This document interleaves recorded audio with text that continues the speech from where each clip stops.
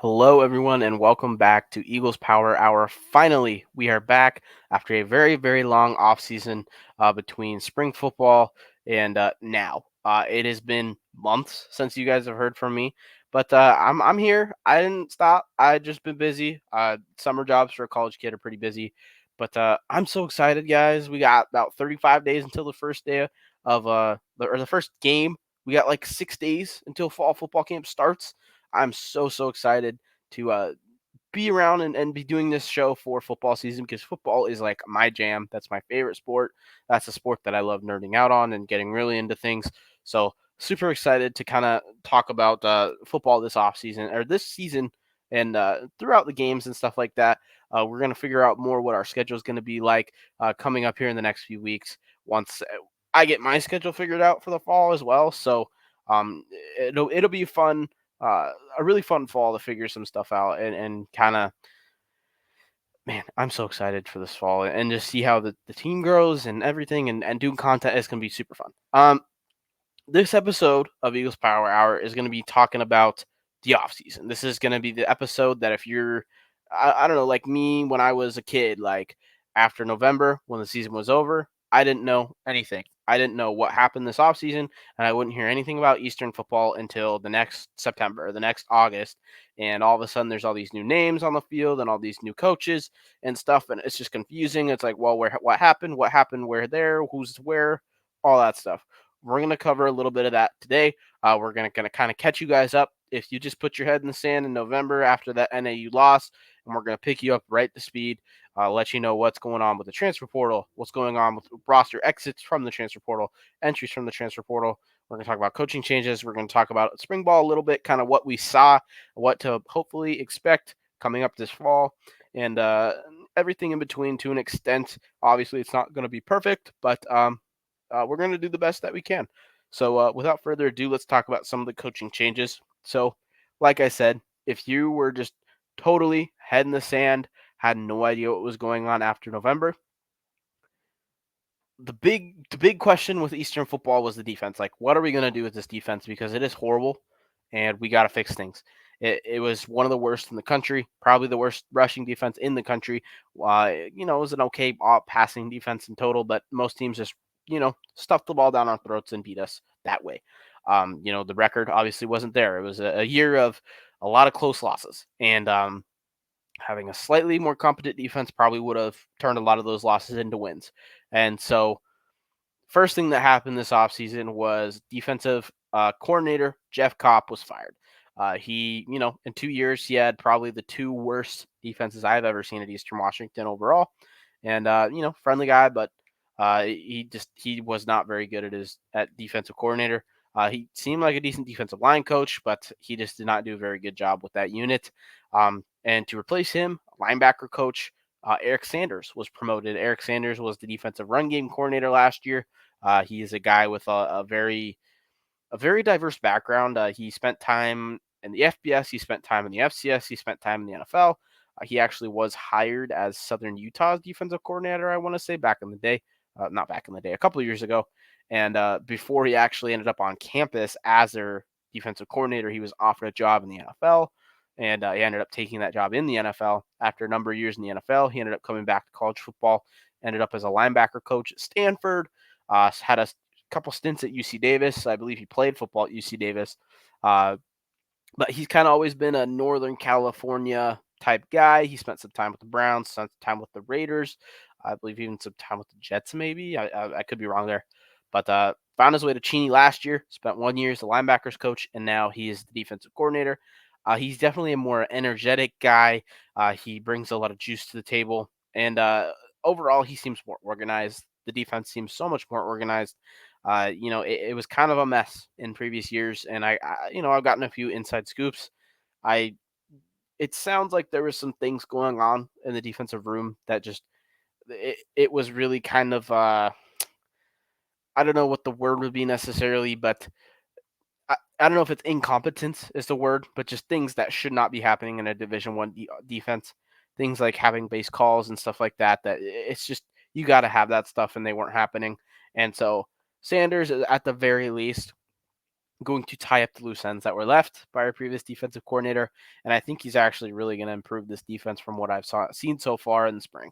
Um, Other notable changes: defensive line coach.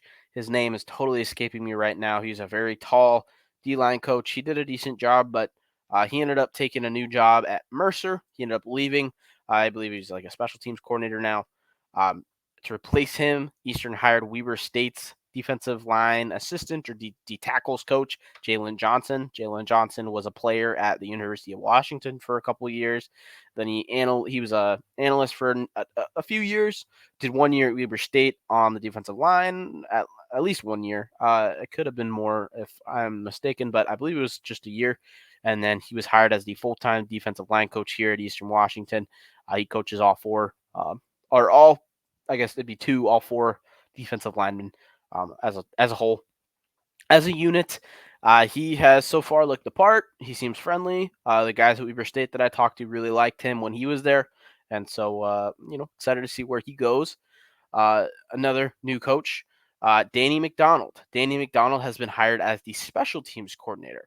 Now, this is really important because Eastern hasn't had a dedicated special teams coordinator since I believe 2019, the late 2010s at the earliest. I believe it was Heath Pulver at that time, and since he left, we haven't had a dedicated special teams coordinator, and we've kind of seen the effects of that. The special teams hasn't been very consistent. Coverage has been poor.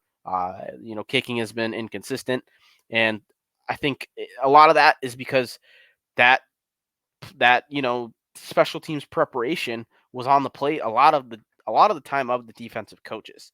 And so from what I heard, the defensive coaches were kind of spread a little thin in previous years because they were so worried, they got to worry about special teams and they got to worry about defense instead of just worrying about defense and a little bit of special teams.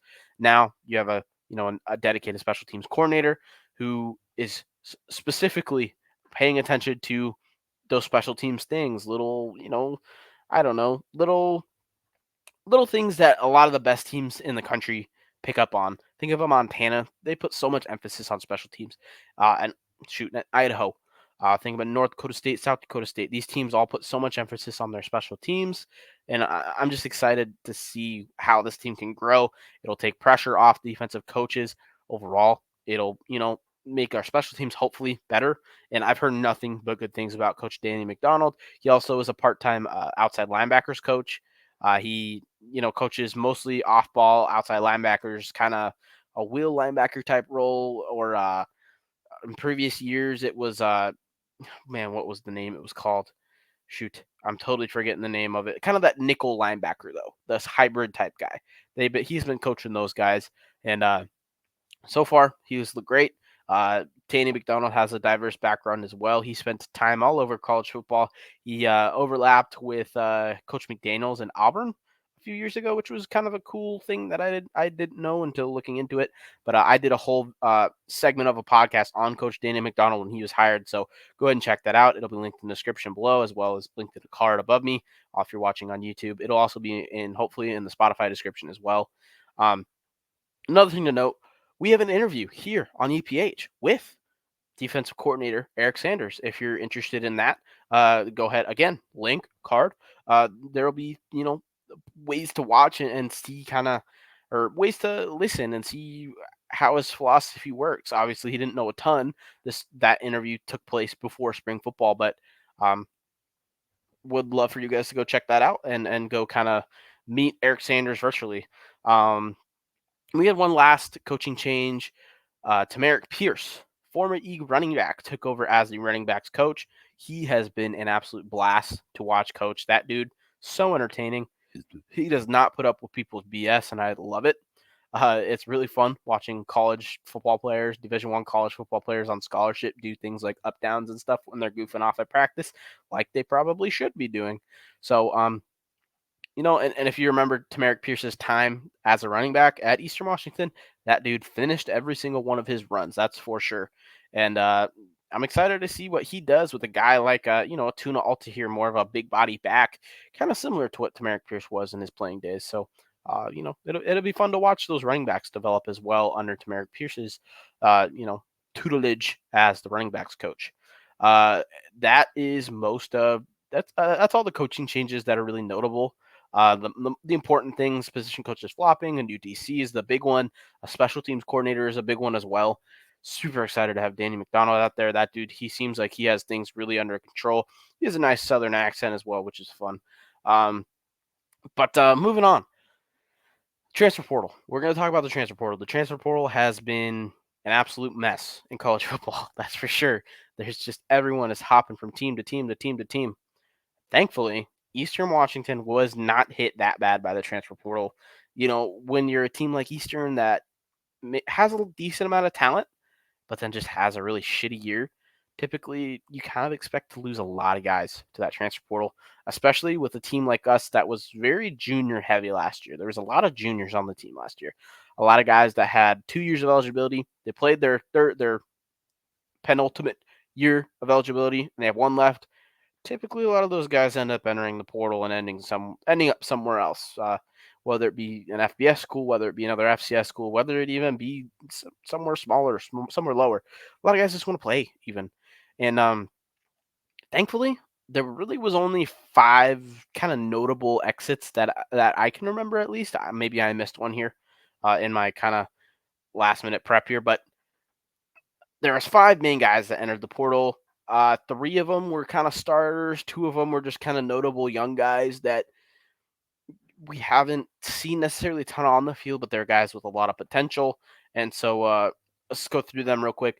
Defensive back Marlon Jones Jr. He was probably the best corner, the best DB, probably maybe even the best defensive player overall on the defense last year. He wore number 1. He led the team in picks, if I'm not mistaken. He had a couple pick sixes last year. He ended up entering the portal and he committed slash signed with Vanderbilt, SEC Vanderbilt, which was it was cool to see an Eastern guy end up in the SEC. But since then, I haven't seen anything else from Vanderbilt from him posted anywhere. He also isn't on the Vanderbilt roster, so I don't know if things went wrong there or what happened. But as of now, I don't think he's actually going to Vanderbilt, but we'll see. He's still retweeting Eastern Washington stuff, but he's not on Eastern Washington's roster, so I don't know what happened really with Marlon Jones Jr. there, but it seemed like he was going to end up at Vanderbilt. Maybe not now. Who knows? 2 receivers that were starters also entered. Jacoby James entered for his final year of eligibility. He ended up at FBS UMass. He was a guy that had some success, with a guy that had a lot of potential that ended up, just not getting the touches that maybe he expected. And same could be said for the other receiver, Anthony Stell. He was number 3 last year. He was a receiver. Same situation. He entered the portal for his last year of eligibility.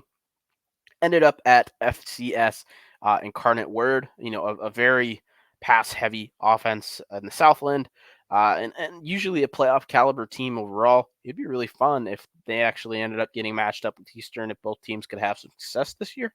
That might be kind of a fun little playoff situation. Those 3 guys are the big kind of starter guys that ended up entering the portal that come to the top of my mind. Oh, here's another running back Justice Jackson also entered the transfer portal. He saw kind of split carries. He struggled with injuries last year. He kind of split carries with Tuna last season. He ended up at Idaho State. Fellow Big Sky went into the Big Sky, but he, if I'm not mistaken, he had, kind of an average season last year to meh season last year. He was more effective overall when he was running the ball. He had a couple nice highlights, but overall, not a massive loss. Those 4 guys are the biggest starters that I can remember off the top of my head. I'm probably totally forgetting someone, and so if I'm totally forgetting someone big, please comment below and let me know. I totally forget. There's also 2 younger guys that entered the transfer portal that it was unfortunate, but guys that, again, not massive losses, but guys that had a lot of potential. Defensive back Amani Presley, he was a guy that had a very solid spring this season. His spring ball, he just looked very good guarding guys as a defensive back. Very good in man coverage, very good in zone coverage, looked good in the team periods and stuff. He was physical enough to be a good defensive back. He ended up entering the portal after spring ball. I'm assuming it's kind of a playing time thing. He seemed like a guy that had the potential to start, and I don't think he was going to be starting. And he entered the portal shortly after that. He also has a significant other that transferred out of Eastern, another athlete, JD and Martin. I believe they were, at least at one point, a couple. So that's something to note as well. She ended up transferring to Sacramento State. He could be going down there as well. You never know. I haven't seen any landing spots for Amani Presley quite yet, but that it's pretty soon to tell still. And another one, a very highly rated recruit that a lot of Eastern fans were super hyped about when he ended up committing. Wide receiver Jalen Green. He was the big 6'6" guy out of Rainier Beach. Super talented guy, but he never saw the field at Eastern Washington, and I believe he was here for 2 years, or at least a season and a half, or something more like that. He's big 6'6", giant frame, very athletic. He ended up entering the portal or transferring to a junior college.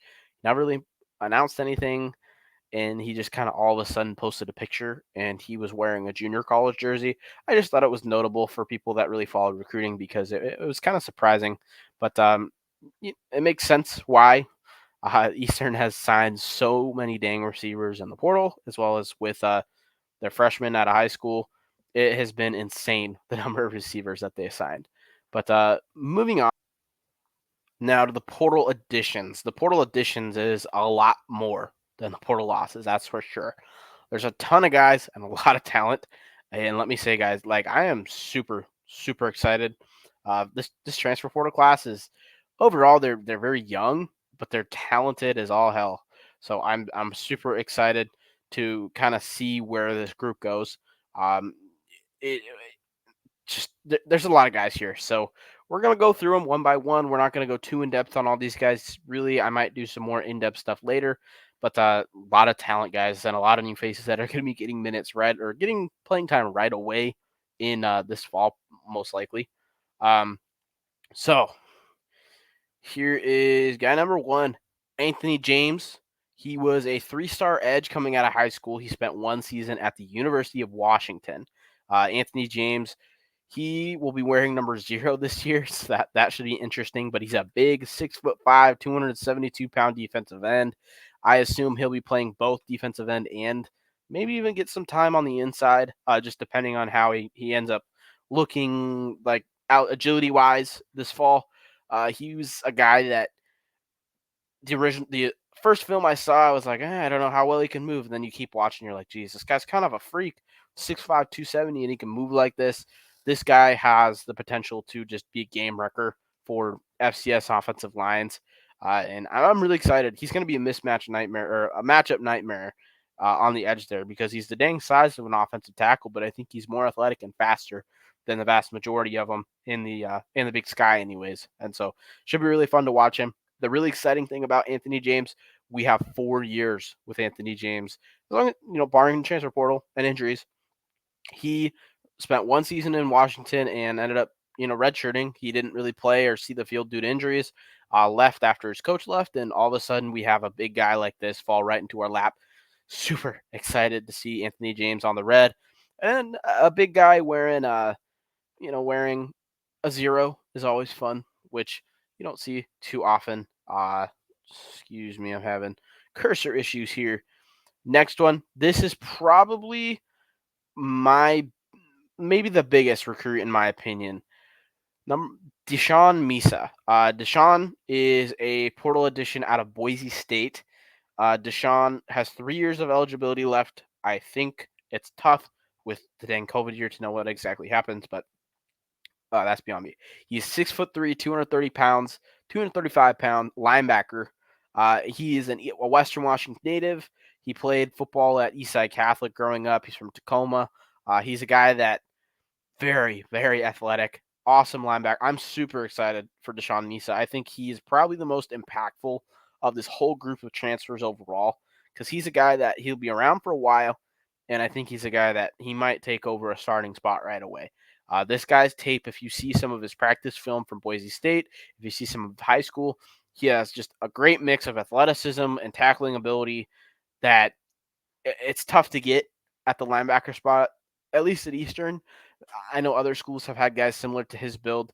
He's a guy very highly rated recruit coming out of high school. He was a 4-star coming out of high school, one of Boise State's most highly recruited highest rated recruits ever. Excuse me for the word vomit there. It's been a minute since I've done one of these, man. He's one of Boise State's highest rated recruits of all time. And he just never really saw the field actually on defense. His coach ended up leaving. He really only saw the field on special teams. Coach ended up leaving, entered the portal, and he fell right into our laps. The combination of Anthony James, and Deshaun Misa, absolutely huge. I think those two guys are guys that will probably be on the field a good number of snaps together, and they might both be starting by the end of fall camp. I think it depends on things. I still think there's talent in that defensive line room that Anthony James is going to have to earn his spot. I think there's talent in the linebacker room that also Deshaun Meese is going to have to he's going to have to earn his spot as well. But those two guys have tons of potential, and getting those guys for 3+ years, both of them, if they, barring a portal, of course, they're both 3+ star recruits, high 3-star, low 4-star recruits that have a ton of potential on the defensive side of the ball in the box. I think those two guys are guys that will really help your run defense problem, and super, super, super juiced about that. Next up, this is one that we already covered pretty heavily on when I did my breakdowns, but Mikel Broussard, he's a safety. He's a 1-year eligibility guy. He's a guy, I don't know if he's going to be starting right away or not. He took reps with both the ones and the twos. We got to see this guy in spring ball a little bit. He took reps with both the ones and the twos. I have to assume he'll probably be playing a decent amount of time, but I don't think he has a spot locked up right now. He's overall just a very, very solid player. He's got 1 year. I think he's a fine addition, a good depth piece at the minimum, and a solid rotational guy. I don't think he's going to blow your socks off with, he's not a giant. He's not landing a 5-star recruit out of the transfer portal, but he's a very, very, very solid player. And he seems like a good dude. Seems high energy, and so I think he's a good addition on the back end of the defense there. Next up, just another massive one from the reigning national champions in the FBS. Noah Stewart is joining Eastern Washington. He's another guy with 1 year of eligibility. He is an offensive lineman, 6'7", 292 pounds. He's going to be playing outside, probably tackle. He'll be playing offensive tackle, likely on the right side, but I think he can play either side. He mostly played right tackle in most of his film for Michigan. He never really saw the field as a starter there, but he was a walk-on guy, earned his way up, I believe, to a scholarship potential. I might be wrong there. He was a walk-on guy at Michigan. But he stayed there for 4, maybe 5 seasons, something like that. I'm pretty sure he has 1 year of eligibility remaining. And so, he's going to have to earn a spot.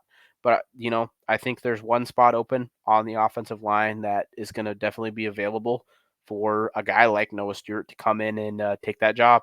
And so he's a overall well-rounded, very solid offensive lineman. Again, not like a knock your socks off, insanely amazing pickup that you'll never see again, but a very, very, very solid guy. At the minimum, awesome depth piece. At the high potential, the ceiling I think is potentially a pushing all conference type guy. I don't think he's going to be an all conference first team type dude, but I liked what I saw in film. Very, very solid player. And next up, we have an edge rusher, Caleb Manson. He's coming to Eastern Washington from Nevada.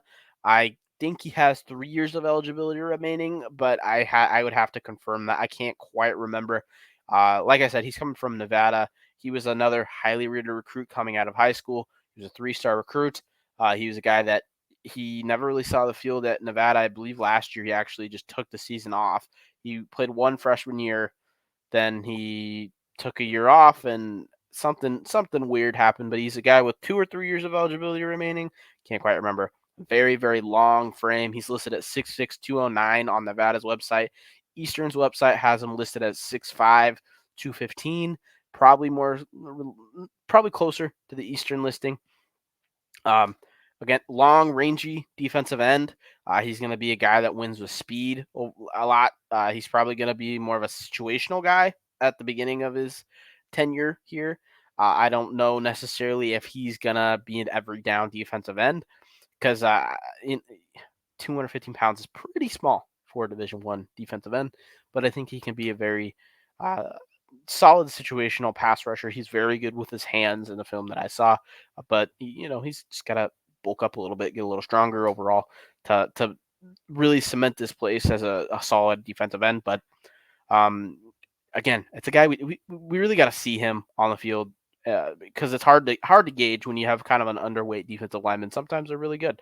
So he's a guy that I'm excited to see overall how he develops. And one last FBS guy, uh, wide receiver Cole Pruitt is transferring in from Washington State. He's a Hawaiian native that I believe he's a Hawaiian native that went to high school in Washington.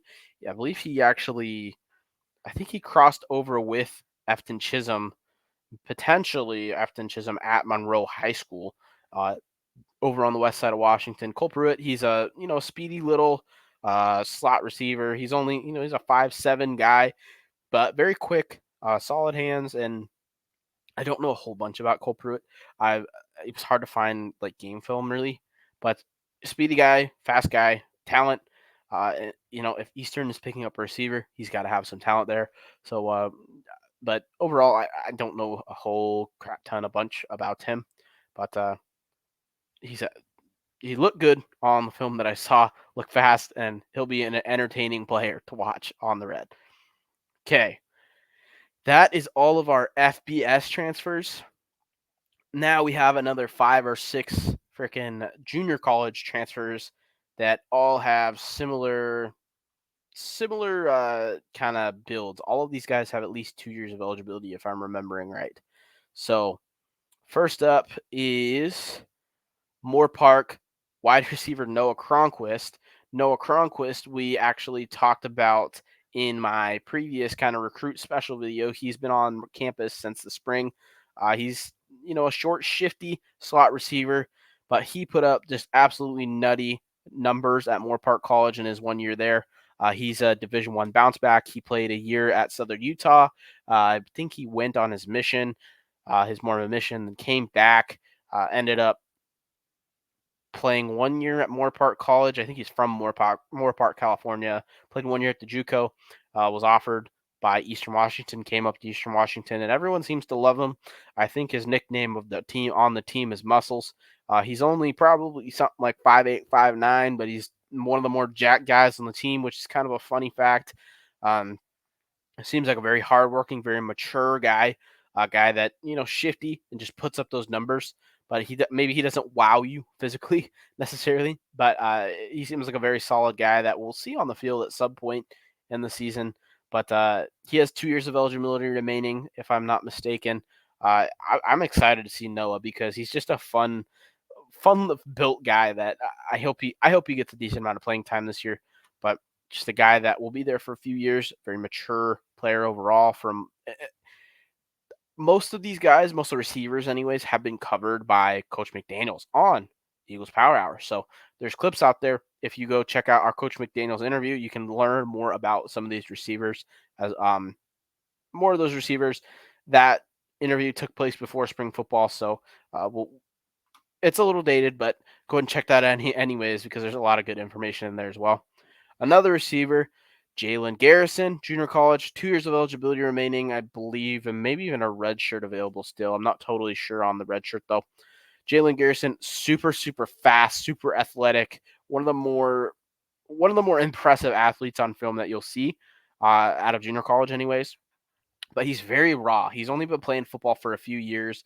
I believe he's originally from Australia and moved to the U.S. when he was a kid, grew up in Las Vegas, and then he didn't play football until like a senior year of high school, ended up getting offered by a junior college to run track and to play football. He's a very good player in both and ended up choosing football. Came to Eastern, and now he's playing receiver at Eastern Washington. Shifty, more of a slot guy, but he really could play anywhere. He's super, super athletic. I almost wonder if he will be returning kicks as soon as like this season, because that dude has something special with the way he moves. And at least on the junior college tape, he is one of the more impressive guys I've seen. Check out his highlights for sure. Jalen Garrison is a guy that you want to check out his highlights. He also was spoken pretty highly of by Coach McDaniels. Very friendly guy that always has a smile on his face. He's going to be a guy you'll see on the sideline, that's for sure. Next up, we have David Shin. David Shin is a junior college offensive lineman. He is also a bounce back guy that came from Utah Tech. As you can see here, I couldn't find a picture of him from college, or from junior college, but he spent, I believe, 2 years at Utah Tech, then bounced back to, I think it was Murrieta or Vista Murrieta or Murrieta Junior College. Came back up, and now I believe he has 2 years of eligibility. He is kind of a very versatile offensive lineman. He's played multiple positions. He played inside linebacker at Utah Tech. Specifically, he mostly played center. Then he went to the junior college, and he mostly played tackle. So he has experience playing with all of them. He has size that he can play all of them, really, if he wants to. 6'4", 270-ish. He's going to be kind of a plug-and-play guy. He's been impressive in the weight room, according to Coach Best. And he seems to be kind of a hard-nosed dude that just gets to work and does his job. Overall, very solid guy. It's kind of hard to break down his film because it's a lot different than high school film. He looked solid, but nothing incredible. But he looked very solid. I think he'll be a guy that anyone gets hurt, he will be one of those guys that can play any position whenever someone needs him to, and very reliable type of guy that can play any spot. We got 2 more. Landon Cooper is a tight end at Butte College. He's also a 2 years of eligibility guy. Landon Cooper is a guy that I loved his tape. He's a tight end, and he just blocks so well. He's 6'3", 230. He might have 3 years of he's 2 or 3 years of eligibility on Landon Cooper. I would have to check that. I can't quite remember. I did a breakdown on Landon Cooper's tape earlier this year. If you want to scroll all the way back to, I believe, February, I talked about him, but on X. But he's just a very strong, really good blocker of a tight end. A guy that his blocking was far more impressive than his pass catching and running abilities, which isn't super common among tight end film. Typically, your tight ends will want to kind of highlight their catches more than their blocking in general, just because I don't know, it's more fun. But he's a guy that he's like, put the pancakes on my dang highlights tape because he can block like no other. He can kind of fit both molds, more that F and the Y in the offense at Eastern. I have a feeling he's going to be more of an F type, kind of like that Austin York type of role, more of a blocker, more of kind of a fullback, wingback type thing. But he's versatile. He's not too big to not be able to move, but he can block very well. Low center of gravity for tight end at 6'3", but I really like the tape that I saw. And you got to love Butte College tight ends because shout out Austin York. Landon Cooper is one of the ones I'm keeping an eye on to get some playing time in 2024. And the last one that I can think of off the top of my head, and I might be forgetting someone, and I apologize if I am, number 54, I believe, on the roster, Alex Payne. He's another defensive tackle, 6'5", 275. He looked very solid on tape. He's a guy, he doesn't stuff the stat sheet necessarily, but he's a presence. He's a big dude. He seems like he's going to work hard. Seems like a good dude. He was at spring football, but he wasn't able to pad up. For I believe, anyways. I don't think he was allowed to pad up quite yet. But don't have a ton of tape on him, just being a junior college guy. It's kind of hard to get tape from the JUCO guys, but looks solid. Another big body to place in the middle of that defensive line, and a guy that I'm assuming will see the field at some point in 2024. Another 2 years of eligibility, I think, type guy. It's really hard to tell eligibility now, guys, but I think that is all the junior college guys. But there's a whole bunch of them. All of them are guys that I could see on the field in the next 3 years. I think all those guys have paths to being, big time contributors overall.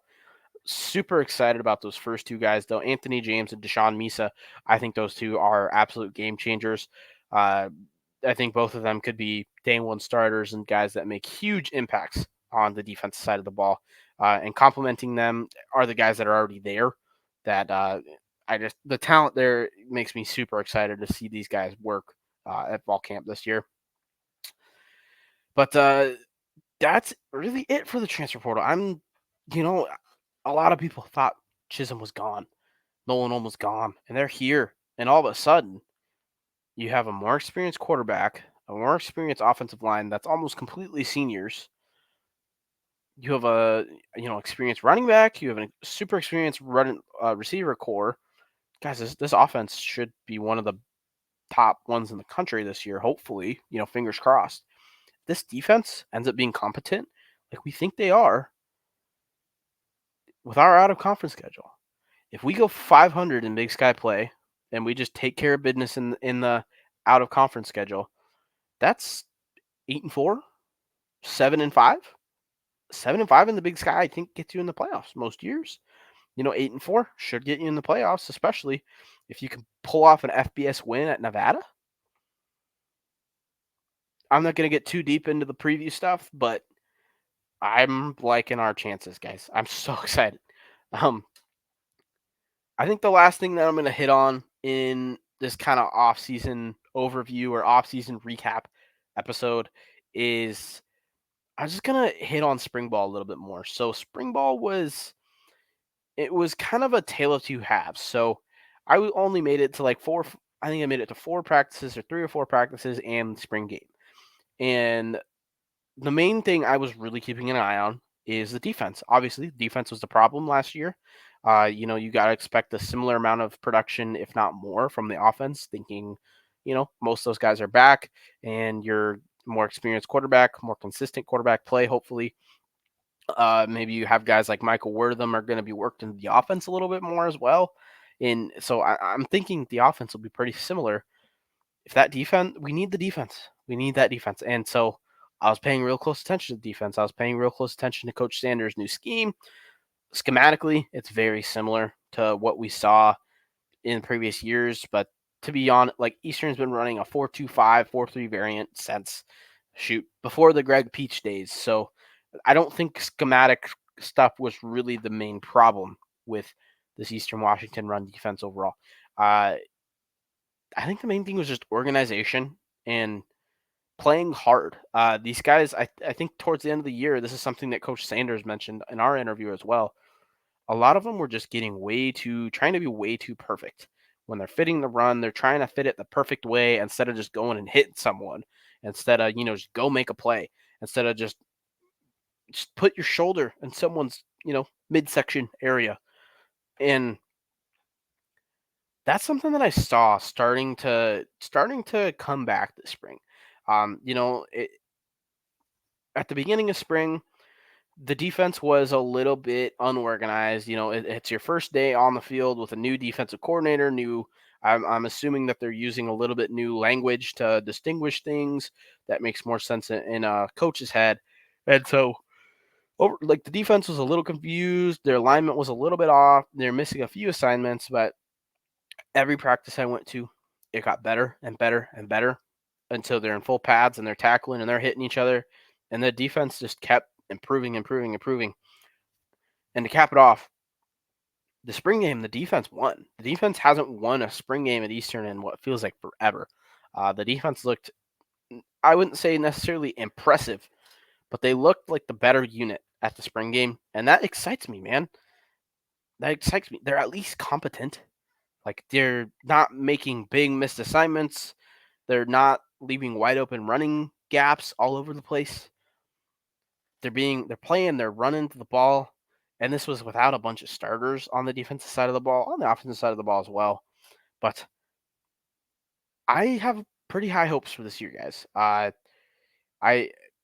It's just the growth I saw over the spring. It gets me really excited. And that growth was without some of our best defensive athletes. There's a lot of guys that are going to be starter guys. I'm thinking of a Ben Voigtlander. He was hurt. He didn't play. He's a guy that's been a starter. I'm thinking of a Amani Williams. He never really played in the spring, he's going to be a guy that I expect to be a starter. A Connor O'Farrell, Connor O'Farrell, a guy that we all expected Canada to play. Miles Mayoski, those guys Miles Mayoski actually took a lot of starting reps, and he's a guy that maybe we didn't expect to see play a ton, and he looked okay. There's a lot of youth out there uh, getting a lot of experience at important positions, especially the linebacker core. The secondary, they're fine. They're going to be good. Overall, they're going to be fine. I'm really worried about the front seven. The front seven, to me, looked improved for sure. I also think a very important thing that to note about Coach Sanders' defensive style is he is going to throw the kitchen fence at offenses.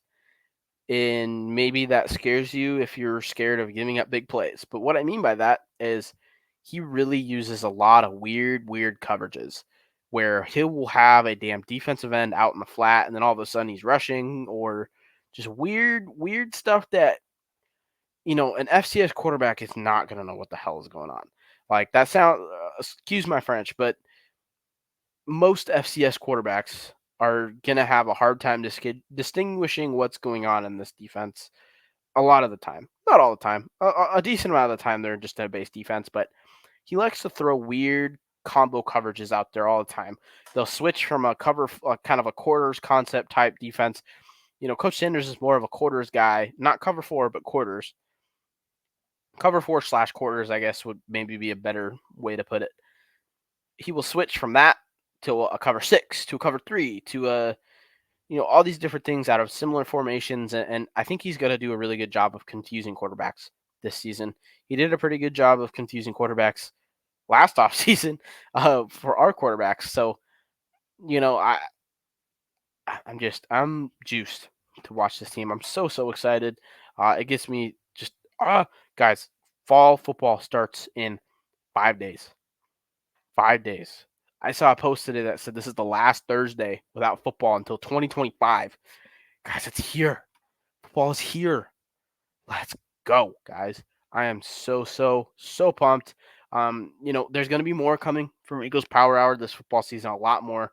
Hopefully, Kyler will be around a little bit more often for just things. I know he's a really busy guy, but hopefully for, maybe reaction shows. I think reaction shows are going to be something that we're going to try to do this year, reacting after the game, what's going on here. We're going to try to do a weekly podcast. I know that's one thing that I really want to do is a weekly preview of our next opponent, recap of the last game. And we might be doing a few more Big Sky centric shows as well, going into this football season. But, this episode was a little bit of a mess. I'm a little rusty. I'm embarrassed to say this is the third take because the first two times, the first time I didn't record audio, the second time my laptop died. So, we're real rusty. We're a shit show, but that's when Eagles Power Hour is at its best. And that's honestly all I have to say, guys. So it's getting late. I'm starting to get loopy and say the same words over and over again. So I'm going to get going. I hope you guys enjoyed this little refresher on what the hell happened this offseason. We're hoping to have more episodes coming up soon. Hopefully some interviews coming up soon. A season preview will be coming up soon. I cannot believe it's season preview season. Let's go. All the polls came out. Efton Chisholm, preseason All-American, preseason first team All-Conference. That's pretty fun. But yeah, I think that's all we're going to do for this episode right now, guys. I apologize for all the rambling and stuff, but it's been a minute since I've done one of these things, man. Super excited for 2024. So excited to see this young and old Eagle team. A lot of old, to be honest, but young and old Eagle team grow and hopefully be a pretty good team in the Big Sky this year. I think we're a lot of people's dark horse to be pretty good this year. So without further ado, thank you guys for listening. Thank you guys for watching. If you're on YouTube, be sure to check out our interviews and stuff that we did this offseason if you haven't been paying attention. All that stuff is awesome. It's also just nice to hear from your coaches and even a couple former players. We got Nolan Olm on here, and we'll maybe have a few more current players coming up here soon. So thank you guys for listening, and go Eags.